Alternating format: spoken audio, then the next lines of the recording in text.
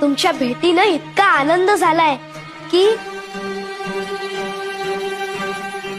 स्वामी, मी जरी महादेवाचा अवतार असलो तरी मी मनुष्य रूपात अवतार घेतलाय.